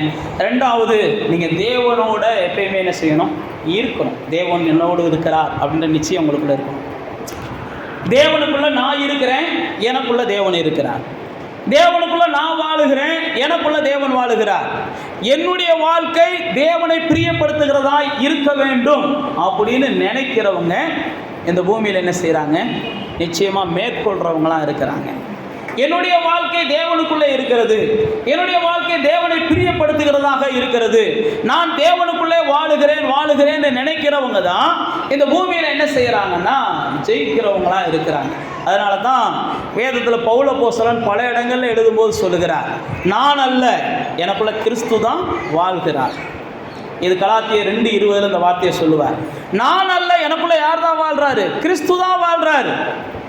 அதனால தான் பவுல் அப்போஸ்தலன் போகிற இடங்கள்ல எல்லாம் அவன் என்ன செஞ்சான், நான் தனியாலாம் போகலை, என் கூட அவர் இருக்கிறார். ஆண்டவராகிய இயேசு ஒரு முறை பவுல்கிட்ட சொல்லுவார், எப்பா இந்த கொரிந்து பட்டணத்தில் நீ பயப்படாம பேசு, இவன் எவனும் உன் மேல என்ன செய்ய மாட்டான், கை போட மாட்டான். இந்த கொரிந்து பட்டணத்தில் பயப்படாம பேசு. பைபிளில் போட்டிருக்கு, உங்களுக்கு விரோதமாக சில நேரத்தில் ஒரு நாவு கூட துறக்காம இருக்கிறதுக்கு கர்த்தர் என்ன செய்ய முடியும், அவர் நினைச்சா செய்ய முடியும். இந்த நாவை கட்ட கர்த்தரால் ஆகுமான, கர்த்தரால் ஆகும். எந்த நாவையும் கட்டவும் ஆகும். பைபிளில் போட்டு நாவை ஒட்ட வைக்கவும் ஆகுமா, மேல் வாயோடவும் ஒட்டிக்கிருமா, இதெல்லாம் பைபிளில் போட்டிருக்குது. அப்போ தேவ பிள்ளைகளாகிய நானும் நீங்களும் தேவனுக்குள் வாழும்போது உங்களை தொடுகிறவன் என் கண்மணியை தொடுகிறான். அப்போ நானும் நீங்களும் தேவனுக்குள் வாழணும். தேவனுக்கு வெளியில் போயிட்டோம் அப்படின்னாலே, அல்லது தேவனுக்கு உள்ள வாழுகிற வாழ்க்கையை நம்ம அசட்டை பண்ணிட்டோம்னாலே நிச்சயமாக நம்மை மேற்கொள்வார்கள். இதெல்லாம் இஸ்ரவேலருடைய பயணத்தில் நடந்துச்சு. இஸ்ரவேலர் பயணத்தில் ஆண்டவர் சொல்கிறாரு, இந்த ஜனங்கள் நான் உன் கூட மேகஸ்தம்பமாக அக்னி ஸ்தம்பமாக வர்றதுனால நீ போகிற ஜனங்களையெல்லாம் மேற்கொள்வ அப்படின்னு சொல்கிறார். அப்படி மேற்கொள்ளுவான்னு சொல்லும்போது திடீர்னு பார்த்தீங்கன்னா 12 பேர் போய் பார்த்துட்டு வர்றாங்க ஒரு ஊரை. அந்த 12 பேர்ல 10 பேர் வந்து சொல்றாங்க, அவங்கள நம்ம ஜெயிக்க முடியாது, அவங்கெல்லாம் ராட்சதர்கள், அவர்களெல்லாம் பெரிய ஆட்கள், அவங்க அப்படி இருக்கிறாங்க இப்படி இருக்கிறாங்கன்னு சொல்றாங்க. பைபிளில் போட்டிருக்கு 2 பேர் மட்டும் என்ன செஞ்சானா, எப்போ அவன் எப்படி இருந்து பாரு, நம்ம கூட தேவன் இருக்கிறார், அவன்கிட்ட எண்ணம் இருந்துட்டு போட்டோம், நம்ம கூட தேவன் இருக்கிறார், அதனால் நம்ம ஜெயிப்போம் வாங்க போவோம்ன்றாங்க. ஆனால் 10 பேரும் பேசுனதை கேட்டு ஜனங்கள்லாம் வரமாட்டேன்ட்டாங்களாம், எல்லாரும் அழுக ஆரம்பிச்சிட்டாங்களாம். உடனே தேவன் வந்து, எப்பா இவன் பேச்சை கேட்டு அழுதையில தேவன் அந்த இடத்துக்கு நம்மளை கொண்டு போக மாட்டார்னு சொன்னேல, நீ எவன் அந்த இடத்துக்கு போக மாட்ட, அந்த இடத்துக்கு போனால் நான் செத்து போவேன்னு சொன்னேன்ல, அந்த இடத்துக்கு போகிறதுக்கு முன்னாடி நீ எல்லாம் செத்துப்போ அப்படின்னு பைபிளில் போட்டிருக்கு. நீ தானே சொல்கிற நான் அந்த இடத்துக்கு போனால் சாவேண்டு, ஏன் அந்த இடத்துக்கு போய் சாகணும், அந்த இடத்துக்கு போகாமே செத்துப்போ அப்படின்னு சொல்லி அவங்க எவனையுமே கானானுக்குள்ளே கொண்டு போகலையா. நீங்களும் நானும் சில நேரத்தில் அப்படிலாம் பேசக்கூடாது. சோம்பேறி தான் அப்படி பேசுவானா, அங்கே சிங்கம் இருக்கிறது, இங்கே என்ன பாம்பு இருக்குது, இந்த பக்கம் போனோம்னா பேய் இருக்குது, அந்த பக்கம் போனால் அது இருக்குன்னு சொல்லி யார் பேசுவானா, சோம்பேறி பேசுவானா. தேவ பிள்ளைகள் அப்படிலாம் பேசக்கூடாது. தேவ பிள்ளைகள் என்ன செய்யணும், பைபிளில் போட்டிருக்கு, நம்ம எதையுமே தேவன் மேலே நம்பிக்கை உள்ளவர்களாக செயல்படணும். இங்கே பாருங்கள், அந்த ஜனங்கள் அப்படி சொல்லிடுவாங்க. சொன்ன உடனே தேவன் இப்படி சொல்லிடுவார். சொன்ன உடனே இந்த ஜனங்களுக்குள்ளே கோபம் வந்துடும். ஐயோ தேவன் நம்மளை யாரையும் அந்த ஊருக்கு கொண்டு போக மாட்டாராம், அதனால் எப்படியாவது நம்ம போய் ஜெயிப்போம் வாங்கன்னு போவாங்க. அப்போ தான் பைபிளில் போட்டிருக்கு, மோசே சொல்லுவானா, இங்கே ஒரு தேவன் சொன்னப்போ நீ போகலை, இப்போ தேவன் சொல்லாதப்போ நீ போகிற நீ ஜெயிக்க மாட்ட, தோற்று போவன்னு சொல்கிறாரு. அதே போல் அந்த ஜனங்கள் தோல்வியை கண்டு என்ன செய்வாங்க, ஓடி வருவாங்க. அப்போ நான் என்ன சொல்ல வரேன்னா, நீங்கள் தேவனுக்குள்ளே இருந்து எதை செஞ்சாலும் வெற்றியை பார்ப்பீங்க. தேவன் இல்லாமல் இருந்து எதை செஞ்சாலும் முடிவு உங்களுக்கு வேதனையாக இருக்கும். முடிவு எனக்கு வேதனையாக இருக்குது பாஸ்டர் அப்படின்னா, நான் மறுபடியும் சொல்லுகிறேன், நீங்கள் தேவன் இல்லாமல் செஞ்சதுனால உங்களுக்கு வேதனையாக இருக்குது. ஆரம்பம் எப்படி வேணாலும் இருக்கலாம், ஆனால் முடிவு ஆசீர்வாதமாக இருக்கணும். துவக்கம் எப்படி வேணாலும் இருக்கலாம், முடிவு சம்பூர்ணமாக இருக்கணும். தேவ பிள்ளைகளாகிய நமக்குள்ள ஒரு நிச்சயம் இருக்கணும், என் வாழ்க்கையில் என்ன நடந்தாலும், எந்த பாதையில் நான் போனாலும், யார் என்னை எதிர்த்தாலும், யார் எனக்கு துரோகம் பண்ணாலும், யார் எனக்கு குடி பறிச்சாலும், தேவன் என்ன செய்வான், நிச்சயம் மேற்கொள்ள வைப்பான். நம்ம எல்லாருக்குமே தெரியும், யோசேப்புடைய கனவு நிறைவேறக்கூடாதுன்னு ஜனங்கள் சகோதரர்கள் என்னவோ செஞ்சாங்க. யோசேப்புடைய செய்யாத தவறுக்காக போத்திபார் மனைவி என்னமோ செஞ்சாங்க. யார் என்ன செஞ்சாலும் முடிவு எப்படி இருந்துச்சு, அப்படிதான் நம்ம நினைக்கணும். இப்போ இன்னைக்கு உடனே ஒரு ஆள் நம்மளை தோக்கடிச்சிட்டான்னு உடனே நம்ம வாழ்க்கையே தோற்று போகணும்னு நம்ம நினைக்கக்கூடாது. தோக்கடிச்சிட்டியா, நான் முன்னாடியே ஒரு பெரிய வெற்றியை ஆண்டவர் மூலமாக என்ன செய்கிறேன், பெற்றெடுக்கிறேனா இல்லையான்னு பாரு. இப்படித்தான் நம்ம நினைக்கணும். ஒருத்தர் தோக்கடிச்ச உடனே நம்ம என்ன செஞ்சிடறோம், ஆமாம் இவன் துன்மார்க்கு நம்மளை தோக்கடிச்சிட்டான், ஆண்டவர் எங்கே நம்ம கூட இருக்கிறார் அப்படின்னு நம்ம நினைக்கக்கூடாது. அப்படி நினச்சிருந்தா யோசிப்பு அப்படின்னா நிச்சயமாக அவனுடைய கனவு என்ன செஞ்சுருக்காரு, நிறைவேறி இருக்கார். நாம் தோல்வி அடையும் போதெல்லாம் நமக்கு என்ன செய்யணும், தேவனுக்குள்ளே நான் இருக்கிறேன், இது தோல்வி கிடையாது, நிச்சயமாக ஒரு பெரிய வெற்றி இருக்குது. மூணாவது நான் உங்களுக்கு சொல்லி முடிக்கிறேன். நான் சொன்னேன், நீங்கள் தேவனை அறிகிற அறிவிலே வளரணும். ரெண்டாவது நான் உங்களுக்கு சொன்னேன், நீங்கள் தேவனுக்குள்ளே வாழுகிறவர்களாக இருக்கணும். மூணாவது நீங்கள் தேவனுக்காக எதையாவது என்ன செய்யணும், அப்போ தான் ஜெயிக்க முடியும். தேவனுக்காக எதையாவது செய்யணும். நீங்கள் எதையாவது செய்யும்போது உங்களுக்கு என்ன முடியுமோ, பைபிள் அப்படி தான் போட்டிருக்கு, உங்கள் பலத்துக்கு என்ன முடியுமோ, உங்கள் திராணிக்கு என்ன முடியுமோ, என்ன இயன்றதை நீங்கள் தேவனுக்காக செய்யணும்.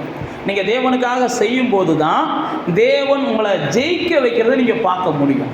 நீங்கள் செயல்படாமல் ஜெயிக்கவே முடியாது, நீங்கள் போராடாமல் ஜெயிக்கவே முடியாது, நீங்கள் யுத்தம் பண்ணாமல் ஜெயிக்கவே முடியாது. ஜெயம் வேணும் ஆனால் யுத்தம் பண்ண மாட்டேன், ஜெயம் வேணும் ஆனால் போராட மாட்டேன், ஜெயம் வேணும் அப்படின்னு நீங்கள் நினச்சிங்கன்னா பைபிளில் போட்டிருக்கு, ஒருவன் சட்டத்தின்படி யுத்தம் படாவிட்டால் அவன் என்ன செய்ய மாட்டான், முடிசூட்டப்படான் அப்படின்னு தீமோத்தேயுக்கு எழுதுறாரு. அதே மாதிரி கொரிந்தியருக்கு எழுதும்போது சொல்கிறாரு, நீங்கள் என்ன செய்யணும், பெற்றுக்கொள்ளத்தக்கதாக ஓடுங்கள் அப்படின்னு கொரிந்தியருக்கு எழுதும்போது பவுல் அப்போஸ்தலன் எழுதுகிறார். அதே பவுல் அப்போஸ்தலன் தான் சொல்கிறாரு, நீதியின் கிரீடம் எனக்கு வைக்கப்பட்டு இருக்கிறது, நான் என்ன செஞ்சுருக்கிறேன், போராட்டத்தை வெற்றியாக முடிச்சிருக்கிறேன், நான் விசுவாசத்தை வெற்றியாக காத்து கொண்டேன். அப்போ தேவ பிள்ளைகளாகிய நானும் நீங்களும் தேவனுக்காக ஏதாவது செஞ்சால் தான் நம்மளால் ஜெயிக்கிறத பார்க்க முடியும். ஏதாவது செய்யணும். தேவனுக்காக ஏதாவது செய்யணும். தேவனுக்குள்ளே வாழுகிறோம், தேவனை அறிகிற அறிவிலே வளருகிறோம். தேவனுக்காக நாம் ஏதாவது செய்யும் போது மட்டும்தான் நாம் ஜெயிக்கிறவர்களாக இருக்க முடியும். வேத புஸ்தகத்தில் எஸ்தர் புஸ்தகத்தை நம்ம வாசிக்கிறோம். மொர்தெகாய் என்கிற மனிதனை குறித்து பைபிளில் நீங்கள் வாசிங்கன்னா தெரியும். எஸ்தர் புஸ்தகத்தை வீட்டில் போய் வாசிப்போங்க. அந்த மொர்தெகாய் என்கிற மனிதன் தேவனுடைய மனுஷனாக இருக்கிறான். அவனுக்கு விரோதமாக அதிகாரத்தில் இருக்கிறவர்கள் செயல்படுறாங்க. அதிகாரத்தில் இருக்கிறவர்கள் செயல்பட்ட உடனே மொர்தெகாய் சொல்லுகிறான், இந்த அதிகாரத்தில் இருக்கிறவங்களை செயல்பாடுகளை முடக்குவதற்கு தேவனால் ஆகும் அப்படின்னு சொல்லி மொர்தெகாய் எஸ்தர்ட்ட சொல்லி ஜெபம் பண்ண சொல்லுகிறார். எஸ்தர்ட்ட சொல்லி ஜெபம் பண்ண சொல்லும்போது எஸ்தர்ட்ட மொர்தெகாய் ஒரு வார்த்தை சொல்றாரு, இந்த காலத்தில் நீ இந்த இடத்துல எனக்கு உதவியா இல்லைன்னா கர்த்தர் வேற யாரை கொண்டாகிலும் எனக்கு உதவி செய்வார். நான் சாக மாட்டேன், நான் தோக்க மாட்டேன். அதிகாரத்தில் இருக்காங்கன்றதுக்காக என்னை அவங்களால ஜெயிக்க முடியாது. ஆனால் இந்த நேரத்தில் நீ உதவலைன்னா வேற யாரை கொண்டாது எனக்கு உதவி செய்வார் அப்படின்னு மொர்தெகாய் சொல்லுகிறார். இங்கே பார்த்தீங்கன்னா அதுக்கப்புறம் தான் மொர்தெகாயுடைய வாழ்க்கையில் ஏற துவங்குகிறார். அதிகாரத்தில் இருக்கிறவங்க என்ன செய்கிறாங்க, மொர்தெகாய்க்கு முன்பாக இறங்க துவங்குறாங்க.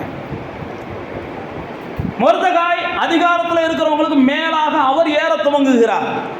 மொர்தெகாய்க்கு கீழே அதிகாரத்தை வச்சிருக்கோன்றதுக்காக ஆணவத்தில் ஆடுனவங்க இறங்க துவங்குகிறாங்க. எஸ்தர் 6ஆம் அதிகாரம் 13ஆம் வசனத்தில் ஒரு வார்த்தை போட்டிருக்கு, அவன் யூதனாக இருந்தான்னா அவனுக்கு முன்னாடி நீ தாழ்ந்து போவது தவிர்க்க முடியாது. அப்படின்னா என்னென்னா, அவன் தேவைப்பில்லை, நீ எவ்வளவு அதிகாரத்தில் இருக்கலாம், ஆனால் உன்னால் என்ன செய்ய முடியாது, அவனை மேற்கொள்ள முடியாது. 9ஆம் அதிகாரத்தில் தான் போட்டிருக்கு, இவன் மேற்கொள்ளலாம்னு நினைச்ச அதே நாளில் அதே நேரத்தில், இவனை தாழ்த்தலாம் நினைச்ச அதே நாளில் அதே நேரத்தில் தேவன் இவனுக்கு விரோதமாய் நின்ன மொர்தெகாயை உயர்த்தினார், ஆமான தாழ்த்தினார். பைபிள் அப்படி தான் போட்டிருக்கு. தேவ பிள்ளைகள் அந்த நாளில் என்ன செஞ்சாங்க, அழுது கொண்டிருந்த தேவ பிள்ளைகள் சந்தோஷம் அடைய ஆரம்பித்தாங்க. பயந்து கொண்டிருந்த தேவ பிள்ளைகள் பைபிளில் போட்டு பரிசுகளை கொடுக்க ஆரம்பித்தாங்களாம். ஏன் நான் உங்களுக்கு சொல்லுகிறேன்னா, நீங்களும் நானும் தேவனுக்காக செயல்படும் போது தான் அதிகாரத்தில் இருக்கிறவங்க கூட நமக்கு கீழே தாழ்ந்து போகிறதையும், அதிகாரத்தில் இருக்கிறவங்களுக்கு மேலாக நம்முடைய சிங்காசனத்தை கர்த்தர் உயர்த்தி வைக்கிறதையும் நாம் என்ன செய்ய முடியும், பார்க்க முடியும். செயல்படணும். தேவனை அறிகிற அறிவிலே வளரணும். தேவனுக்குள்ளே வாழுகிற வாழ்க்கையை விரும்பணும் எப்பயுமே. மூணாவது நான் சொன்னபடி நம்மளால் முடிஞ்சதை தேவனுக்காக செய்யணும். அப்போ தான் நம்மை ஒன்றும் மேற்கொள்ளாது, நாம் எல்லாவற்றையும் மேற்கொள்ளுகிறவர்களாக இந்த பூமியிலே வாழ்ந்திருப்போம். அப்படியே கண்களை மூடி தேவனை நோக்கி பார்த்து அப்படியே தேவ சமூகத்துக்கு வாங்க. நாம் யாரையும் எதிர்க்கக்கூடாது, ஆனால் நம்மை எதிர்ப்பவர்கள் நாளுக்கு நாள் பெருகுவாங்க. அதுதான் தாவீது சொல்கிறான், சத்துருக்கள் எவ்வளவா பெருகி இருக்கிறாங்கப்பா. சங்கீதத்தில் 3ஆவது சங்கீதத்தில் சொல்கிறான். 2ஆவது சங்கீதத்தில் சொல்லும்போது சொல்கிறான், ராஜாக்கள் ஏகமாக கூடி வர்றாங்க, கர்த்தர் அவர்களை பார்த்து நகைப்பார்னு போட்டிருக்குது. தேவ பிள்ளைகளுக்கு விரோதமாக கூடி வர்றவங்களை எல்லாம் கர்த்தர் பார்த்து நகைக்கிறார். நம்மளை ஒன்றும் மேற்கொள்ளாதுன்ற நிச்சயம் நமக்கு இருக்கணும். பாதாளத்தின் வாசல்கள் நம்மளை மேற்கொள்ளாது, பிசாசின் வல்லமைகள் நம்மை மேற்கொள்ளாது, பாவங்கள் நம்மை மேற்கொள்ளாது, சாபங்கள் நம்மை மேற்கொள்ளாது, துன்மார்க்கர்கள் நம்மை மேற்கொள்ள முடியாது. பாவிகள் ஒருவேளை நம்மளை தூசிக்கலாம், பாவிகள் ஒருவேளை நம்மளை துன்பப்படுத்தலாம். நான் மறுபடியும் சொல்லுகிறேன், உங்களுடைய எண்ணமெல்லாம் என்ன செய்யணும், இந்த பாவி முன்பாக கர்த்தர் என்ன செய்வார், என்னை பாக்கியவானாக மாற்றுவார். என்னை துன்பப்படுத்துகிற இந்த பாவிக்கு முன்பாக கர்த்தரை உயர்த்துவார். என்னை தூசிக்கிற இந்த பாவிக்கு முன்பாக நான் மேற்கொள்ளுவேன். உடனே நீங்கள் சோர்வடைஞ்சிடாதீங்க. ஒரு சின்ன சின்ன காரியங்கள் நீங்கள் நினச்சபடி நடக்கலைன்னு உடனே சோர்வாயிடாதீங்க. நீங்கள் நினச்சபடி நடக்குதோ நடக்கலையோ, எது நடந்தாலும் கர்த்தர் எனக்கு நன்மைக்கு எதுவாக தான் நடத்துவார். நினச்சபடி நடக்கலைன்னா உடனே, அல்லது நினச்சதுக்கு எதிராக நடந்துருச்சு, நான் நினச்சது இதில் நல்லது நடக்கும்னு நினச்சேன், எனக்கு திடீர்னு பார்த்தா ஒரு தீமை வந்துருச்சு, அப்போ என்னை கர்த்தர் கைவிட்டார்னா நினைக்காதீங்க. அது தீமையெல்லாம் கிடையாது. நீங்கள் நினச்சதை காட்டிலும் பெரிய நன்மையை செய்கிறதுக்காக கர்த்தர் ஒரு சின்ன மாற்றத்தை என்ன செய்கிறார், அங்கே ஏற்படுத்தி இருக்கிறார். உங்களுக்குள்ள தெரிஞ்சிருக்கணும், என்னை யாரும் மேற்கொள்ள முடியாது, நான் தான் அந்த உலகத்தை ஜெயிக்கிறவன். நான் தான் அந்த உலகத்தை மேற்கொள்ளுகிறவன், நான் தான் சூழ்நிலைகளை மேற்கொள்ளுகிறவன், நான் தான் பேய்களை மேற்கொள்ளுகிறவன், நான் தான் நோய்களை மேற்கொள்ளுகிறவன், நான் தான் சாபங்களை மேற்கொள்ளுகிறவன், நான் தான் பாவங்களை மேற்கொள்ளுகிறவன், நான் சத்துருக்களை மேற்கொள்ளுகிறவன், நான் வஞ்சனைகளை மேற்கொள்ளுகிறவன். என்னை யாரும் தந்திரத்தினால் மோசம் பண்ண முடியாது, என்னை யாரும் வஞ்சகத்தினால் மோசம் பண்ண முடியாது, என்னை வீழ்த்துவதற்கு ஒருவராலும் கூடாது. நான் கர்த்தருடைய கரத்தை பிடித்து கொண்டு எழும்புகிறவன், என்னை யாரும் இழுத்து போட முடியாது. அப்படின்னு நீங்கள் உங்களை எப்பயுமே என்ன செய்யணும்? தெளிந்த சிந்தையோடு இருக்கணும். நீங்கள் தெளிந்த சிந்தையோடு இருக்கணும். ஆண்டவர் சொல்றார், என்னை அறிகிற அறிவு உங்களை ஒருபோதும் எவராலும் மேற்கொள்வதற்கு விடாது. நீங்கள் கர்த்தரை அறிகிற அறிவில் நிலைச்சிருங்க. கர்த்தரே எல்லாவற்றிற்கும் நிவாரணம்னு நீங்கள் நம்புங்க. கர்த்தரே எல்லாவற்றிற்கும் சகாயர் என்று நீங்கள் நம்புங்க. கர்த்தராலே காரியங்களெல்லாம் நடக்கும், மாறுதலாகும்னு நீங்கள் நம்புங்க. கர்த்தர் தான் ஒரே சான்ஸ், ஒரே வாய்ப்பு, எனக்கு வேறு வாய்ப்பே இல்லை அப்படின்னு நீங்கள் நின்று பாருங்க. அப்போ தான் நீங்கள் மேற்கொள்ளுவீங்க. கர்த்தரை சார்ந்து கொண்டதுனால பைபிளில் பல இடங்களில் போட்டிருக்கு, அவங்க ஜெயிச்சாங்க. கர்த்தரை சார்ந்து கொண்டதுனால அவங்க வாழ்ந்தாங்க. கர்த்தரை சார்ந்து கொண்டதுனால அவங்க செழித்திருக்கிறாங்க. நான் மறுபடியும் சொல்லுகிறேன், நீங்கள் கர்த்தரை சார்ந்து கொள்ளுங்க. இந்த பூமியில் எல்லாவற்றையும் மேற்கொள்ள கர்த்தர் உங்களுக்கு உதவி செய்வார். பிதாவே, உடைய பிள்ளைகளை பலப்படுத்துங்க. அவர்கள் எல்லாவற்றையும் எதிர்த்து நின்று ஜெயிக்கிறவர்களாக இருக்க அவர்களை ஆசீர்வதிங்க. ஒரு தோல்வியும் உடைய பிள்ளைகள் பார்க்க